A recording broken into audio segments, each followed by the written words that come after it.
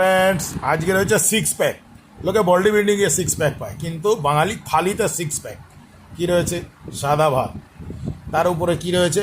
কাঁচা লঙ্কার লেবু, এরপরে আসছে আমলকি সেদ্ধ, আমলকি সেদ্ধ করে মাখা, তার পাশে রয়েছে উচ্ছে আলু সেদ্ধ। সবই তো সেদ্ধই চলছে, আর কোথায়? একটু পোড়া আসুক। হ্যাঁ, চলে এসছে বেগুন পোড়া, পেঁয়াজ কাঁচা লঙ্কা ধনে পাতা দিয়ে মাখা। তরকারি নেই নাকি? কী রে বাবা, দেখি কি, ও না না আছে আছে, লাউ আলুর তরকারি আছে।